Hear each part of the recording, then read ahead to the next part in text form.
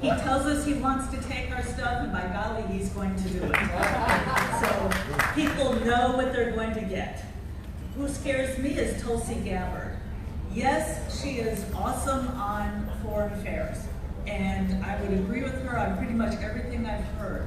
But the problem is she is so much more of a socialist than anybody realizes. In fact, we've all heard about how Hillary Clinton is, said that Tulsi Gabbard is a Russian spy and all that. What people forget is that the reason Hillary has such a personal vendetta against Tulsi Gabbard is Tulsi voted for Bernie Sanders in 2016. So I've seen a lot of people in the Libertarian Party hear Tulsi Gabbard's foreign affairs talk, and then they somehow think that she's free market and everything else, but she's not. She's as big of a socialist as Bernie Sanders. She just doesn't disclose it.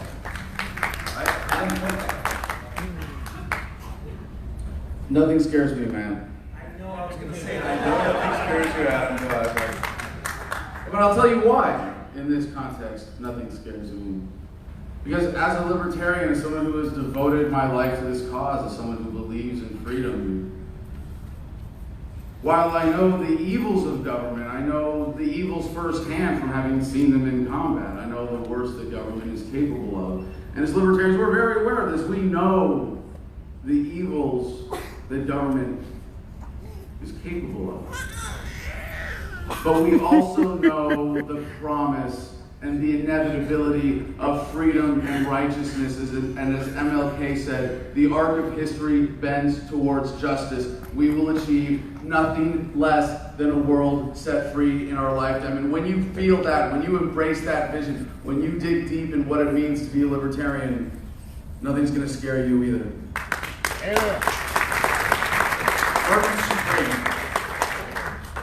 I believe that if we do not teach the children about economics and liberty, they will learn it from the socialists.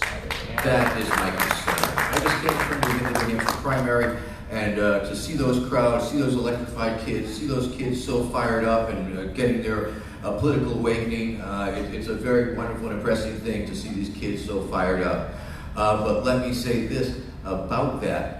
These kids these days are polyflexible. They are politically flexible. They are feeling things out. They are trying things on. They are seizing on ideas that seem to make sense to them. And it is incumbent upon us to present our vision and our alternatives and our systems of belief that will bring them towards liberty and bring them towards freedom and away from the Democratic Party. I believe that in a lot of circumstances, I am the second choice of many of these Bernie kids, second choice of a lot of the Yang Gang, second choice of a lot of the Tulsiites. It's weird, but it's true, and I think I can bring them our way.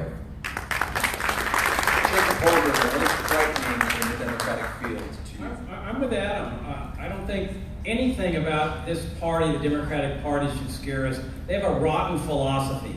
And their philosophy is nothing to be scared of. Franklin Roosevelt, a Democrat, introduced the socialism into our welfare state with Social Security. Then his protege, Lyndon Johnson, another Democrat, brings us Medicare and Medicaid that succeed in destroying what had been the finest healthcare system in history. And then what is their solution? Their solution is more socialism. I mean, that's not even logical. But I think it's also worth pointing out that not only have they destroyed economic liberty in our country, they have destroyed family values with Social Security. They destroyed health care. And oh, by the way, the Republicans are no different. They're as wedded to this rotten philosophy as they are. Thank you, Shaky. Take us out. I also am not scared of the Democrats, but for a different reason. I like what I'm seeing, the disarray in that party. Iowa fiasco. Impeachment fiasco. They had to get 2/3 of the senators for impeachment. It wasn't ever going to happen. A total train wreck. And don't forget that when the dust all settles, half of the Democratic Party is going to be mad at the other half of the Democratic Party. If the progressives win, the moderates are going to be mad. If vice versa, and they're going to be looking for another party in 2020. And that's why we have to make good decisions. I have been elected. I've seen the political process unfold. And 2020 is going to be a great year for libertarians because of the chaos of the Democratic parties. Iowa fiasco, impeachment of fiasco, a split party, moderates fighting progressives, Michael Bloomberg now being accused of all sorts of gender crimes. It's great. It's great for libertarians. We're going to seize the advantage. All right, Joe Jordan's going to go first on this. Okay, we're in California. I have heard that immigration has been an issue, public policy issue in California on occasion here. It's not something that every single Libertarian Party member agrees with one another. What is your vision of a Libertarian-run immigration system look like? My vision of immigration is exactly as stated in the party platform. Just like every other topic, I follow the party platform down the line. Right now, we've got a system in which we keep everybody out except we just let a few people in. What we need to do is flip it and just let everybody in. And if we know of a few terrorists, perhaps keep them out. But we need to have open borders. And a lot of the scare tactics that the Republicans and Democrats are using just don't hold water. And I'd also like to point out that I'm the granddaughter of 3 immigrants. And I used to listen to my grandmother tell me stories about how wonderful America is and how when you earn money, you can keep it. And let me tell you, she was not rich. She lived in, well, I would call it a trailer, and she would correct me and say, no, it's a mobile home. But she loved living in her mobile home, said America was the greatest country that she could do that. And so I think we need to open our borders to other people like her. What's the immigration plank in the book that's in front of everybody? Thanks for the plug, Matt. I appreciate that. My 5-year-old was reading it after us. Yes! Winning over the youth, one book at a time. But the whole immigration debate is another statist false framing. Are you pro or anti-immigration? The question is, what's a legitimate border? Government borders are not legitimate. Only private property borders. Simple as that. If you want to not associate with people, you have the right to keep people off your land, out of your community. If you want to band together and have a certain kind of grouping of people in a community, you should have the right. And that's the only place controlling freedom of movement is effective on that small scale. Freedom of movement, limited only by private property, is a basic human right. And if being American means anything about standing up to unjust authority and employing civil disobedience, I would dare say most people who come here illegally are more American than the average apathetic American today. Woo!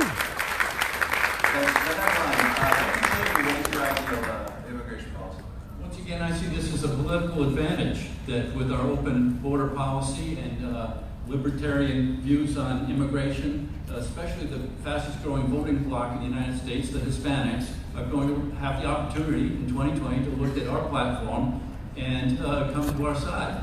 And believe me, I hate to generalize, but I got elected governor with the help of a Hispanic vote. If it hadn't been for a Hispanic vote, what I promised them, they're single issue voters. I hate to generalize, but they generally look just at what's happening with immigration policy and make their decision. And we have a great opportunity once again as libertarians to appeal to the fastest growing voting bloc in the United States to help grow our party. Well, let's do it in 2020. Thank you. Take it from One of the proudest positions that we have in this party is our open border plan. We stand for those that are unable to defend themselves, and we stand for it because we favor liberty. I grew up on the Texas-Mexican border. I know what y'all are going through here. I grew up on a farm on the Rio Grande. We hired illegal immigrants. I have seen this crisis up front my entire life, and it is a perpetual crisis. It will never go away because this is a socialist system. It's based on central planning. And in order to enforce it, they have brought into existence a police state. Y'all know about the checkpoints. We got them over there. I've been stopped by the Border Patrol myself when I was in high school. Opened up your trunk. Warrantless searches onto our farm to bust our workers. It's a police state, and there's only one solution to it. Dismantle it all. People have a fundamental God given right to cross borders like human beings and not die of thirst and dehydration on the desert and in the back of 18-wheelers.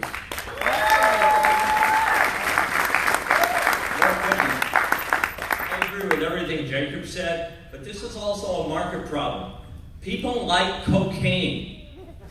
And they're going to do cocaine no matter how many laws you make that say cocaine is illegal. And you know who knows that better than anybody else? The people who own privately owned, publicly traded prisons. So if you can get the regulators to create a conflict in the market, and again, Jacob can talk about this better than me because he's the guy that talks about markets. It's not just the feds. It's not just the Fed. You say no cocaine, there's going to be cocaine. And the people that are at the border are there because of the conflict we created in the free market. These are refugees and asylum seekers who have the claws on their back and travel hundreds of miles.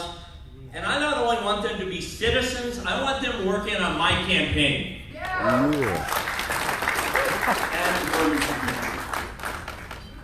You cannot outlaw people. If you outlaw people, only people will be outlaws.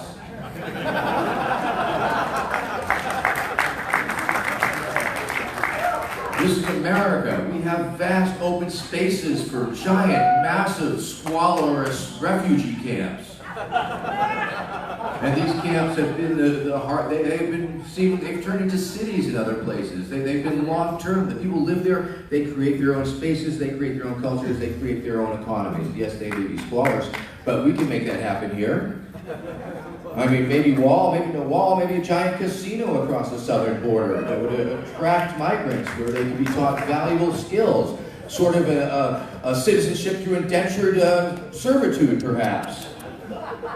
There are many options on the table, and I'm willing to entertain them all. But I believe the Libertarian platform based on the refugees crisis would certainly be fair and great for all. Thank you. All right, let's get some more disagreements up here if possible. Maybe it was some cozy. Joe is going to go first on this.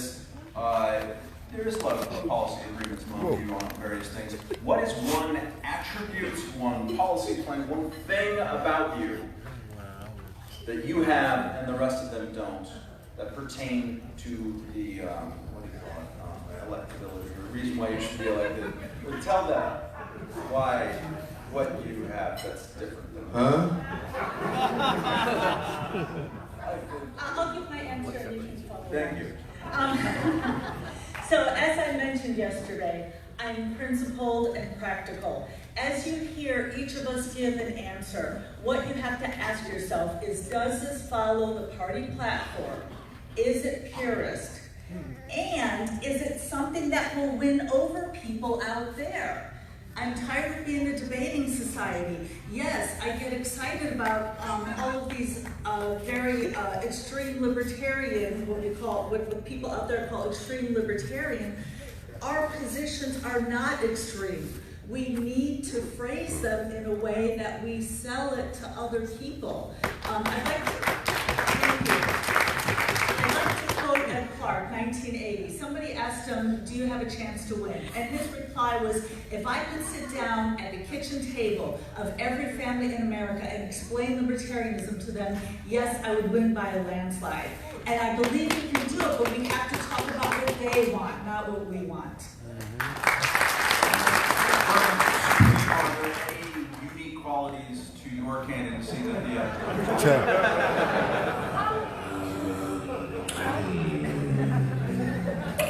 Well, I do have a magic boot. And of course, vast reservoirs of political goodwill and good vibes and massive outreach. I've got a leg up on that with young people across America. I mean, I recently became a TikTok star. I have 100,000 followers on TikTok of all places. I recently had an interview in Teen Vogue magazine. I have the ears and the eyes of the kids, and the media are paying attention. And just my appearance in this race has certainly been bringing a lot of attention and a lot of eyeballs, and people are having to give the Libertarian Party a second look, because I'm trying to demonstrate to them that it is not what they think it is. Thank you. unique attribute to you? Well, in Rhode Island, we have a very vicious talk radio environment. And I have some scars from the talk radio wars. And a lot of those scars come from standing up for libertarian values. We overlap, particularly the Iraq War. Chafee's evading the terrorists day after day on the talk radio. Edward Snowden, when I defend Snowden, Chafee's going off the rails defending this guy that's exposing our country to different security risks, deficits. Chafee would give us our tax dollars. Capital punishment. When I was governor, there was a prisoner that the federal government wanted to expose to the death penalty. I said, no, I wouldn't sign. To sign him over to the federal government. The talk shows went nuts. They brought in the family of the victim, sad case. He was a murderer, but I'm against the death penalty, so I did not want to send him over to the federal government. Free trade, war on drugs. I have some scars. Defending libertarian values.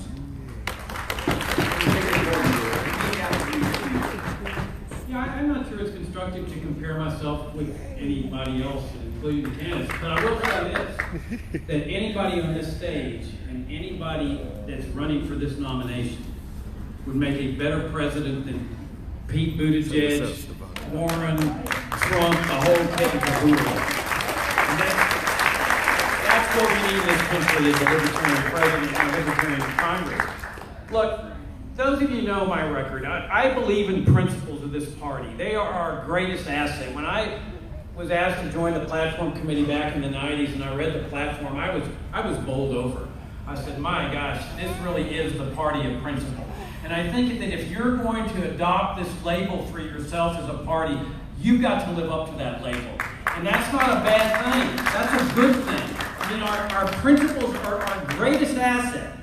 And I say, let's go into this battle with our weapons. They have the money, they have the power, we have the principles, the ideals, and sound ideas on liberty. Let's fight this battle with our weapons.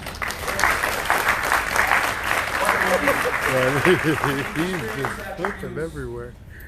Principles and ideals are really important. You also need a great story. My family has this story. I have the story. The story is called Fool for a Client.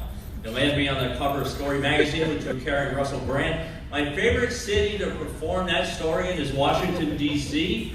I also have a legal software company, 40,000 lawyer subscribers. I have the contact information on the subscribers.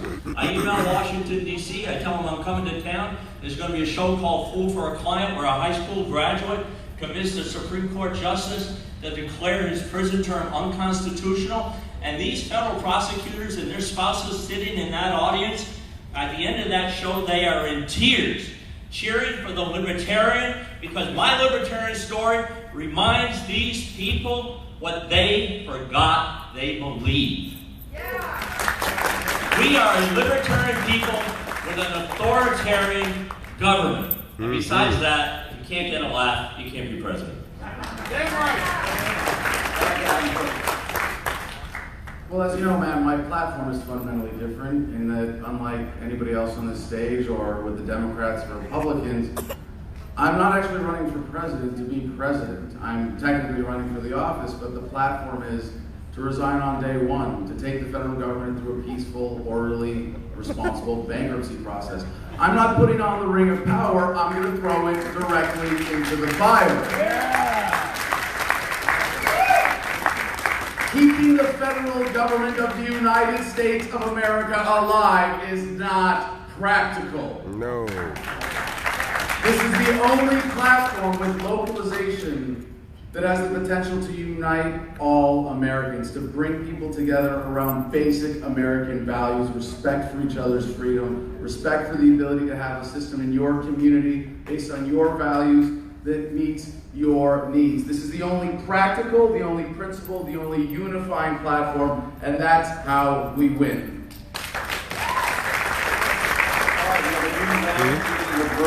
This would be a series of individualized questions to the candidates. So this is for you, Vermin. You were bringing a sense of comedy or a sense of a new approach, let's say, yes, towards your candidacy.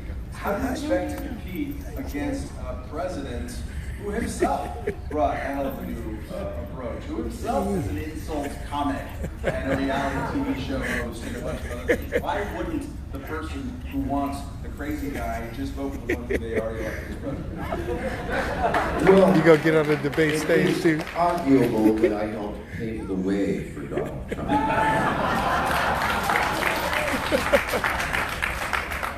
But I believe there's a very real difference between the two of us and our use of humor as a transformative tool. And I believe he is considerably more mean-spirited in his use of humor. And I believe that my humor presents love and acceptance and is used as a force of good to make fun and poke holes at the arguments made by the duopoly. And that is my presenting my critique of the duopoly and the government and the free things they want to give away and the surveillance state and the police state and the concentration camps. And by using all these terms, I've been making a lot of fun of it. And I believe that my sense of humor and my use of humor is much more open and appreciative and welcoming to the people at large. Thank you.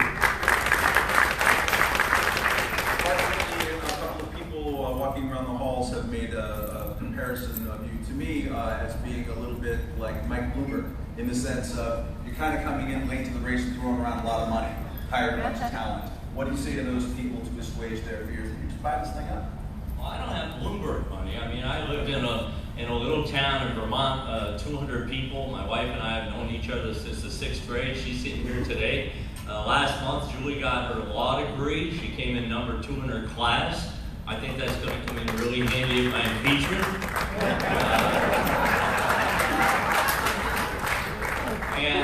I think the whole Bloomberg thing is really interesting, but the fact of the matter is having a little money is not a bad thing, because here's what I'm going to do when I talk about money, right? As your nominee, here's what I'm going to do. I'm going to go on Jimmy Kimmel. I'm going to ask him a couple of questions. I'm going to say, Jimmy, who do you want to be your president? Trump pays lawyers. Lawyers pay me. Who do you want to be your president? I'm going to say, I got my name on the ballots in all 175,000 voting precincts with my money, but it was less than what Trump paid Stormy Daniels. Who do you want to be your president? Come on. I need to understand that you've made comments along the lines where you're more focused on growing membership than getting votes. Aren't you running for president? Isn't the job of the president to get votes? Here, explain yourself. Yes, I am running for president, and I do not expect to win. I see this as a different function, a different type of office to run for than the lower levels. I believe that we need to run qualified candidates at the state and local level to win. And I think we need the presidential candidate to support that, to come around and create excitement, and to also help them with their campaigns. So, and I'd like to give you just a little bit of the Libertarian Party history. When Harry Brown ran in 1996 with me as a running mate, our goal was membership, and we did very well. In 2000, he went after votes and did not do as well. So what we've seen in the past, what works is going after membership, not votes. At least at the presidential level, not the lower level. Let's do a little word association. Bill Weld. Mixed up man. I know what he wants. So the people who are talking about your candidacy within the party, they bring him up every single time. Like someone who seems to be switching parties at an alarming rate and kind of landed on libertarianism for a while, and we'll see how long that lasts. What do you say to those people? I can promise I'll never go back to the Republican Party. Woo! Printing or personal liberties, and I can also promise I'll never say anything positive about Hillary Clinton. Yeah! And I'm not going anywhere. I've truthfully been at other parties, but this is the party of anti-war, anti-deficit, personal liberties, free trade, against capital punishment, against crony capitalism. I have the scars on all those issues in public office, and I found my home. I'm staying, and I want to help grow the party. All right. The Libertarian Party in the 90s and 2000. He wrote that the Libertarian Party is force. He ran as an independent, I believe, in 2002. What do you say to those people here who don't exactly share your same critique at the time with Harry Brown, and to assuage their concerns about that? I took the position 20 years ago that ethics matter in this party. And that if we send a message to the American people that ethics are not important to us, we're dead in the water politically. Because then we become like Republicans and Democrats. And so I got involved in a fight that took on the party hierarchy. I believe that when you believe something, then you've got to stand for it, regardless of the price it has to be paid. And I've written about this episode in my new book, My Passion for Liberty. I've reprinted that chapter 21, on my website, jacobforliberty.com. But here we are today. You look at Democrats and Republicans with massive ethical violations, conflicts of interest, Biden and his son. You've got Mitch McConnell over there with his relationship with China and his father-in-law. You got the military staying in Trump hotels. We have to convince the American people that if you entrust us with political power, our party stands for the highest of ethical principles, unlike these two other parties. I want to localize everything, and I think I even heard you sort of say that people who hold up the Constitution and wave it around instead of thinking about first principles sometimes are getting it wrong. So, all right. You, on day one, dismantled the federal government to begin the liquidation of bankruptcy. Well, it's going to take longer than a day now. Yes. I mean, let's be reasonable here. A week or on a certain day, you can rest. No, this is a well thought out multi-year plan. Yes, and I'm not even. That's just a wind up the question. So don't. So the local government decides we're going to have a public school in which black kids can't come. That we're going to segregate against them. We have the 14th Amendment is incorporated to the states and localities that prevents that from happening. In the Kokeshian universe, what happens in that case? Well, I think what we have is this incredible contradiction within the movement where we hear this critique of it. If you give people freedom, they're going to do bad things with it. Or, hey, if we have people criticize my platform for being too moderate because it's going to allow states to be sovereign and Native American tribes to be sovereign. Say, well, some of them are going to go backwards. I have way more confidence in freedom and human progress, don't you? Yeah.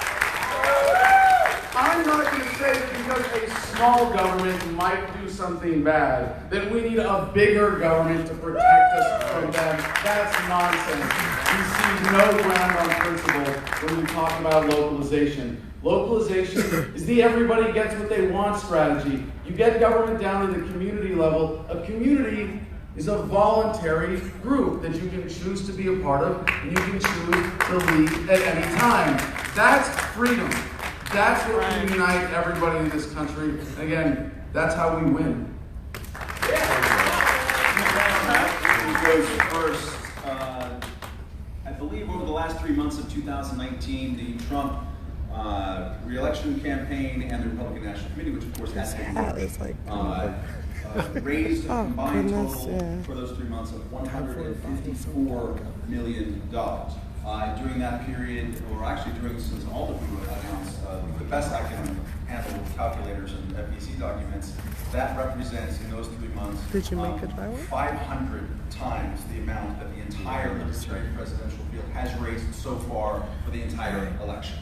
So, question, what is your realistic path towards fundraising? What's the goal? How do you overcome that just colossal, ridiculous deficit?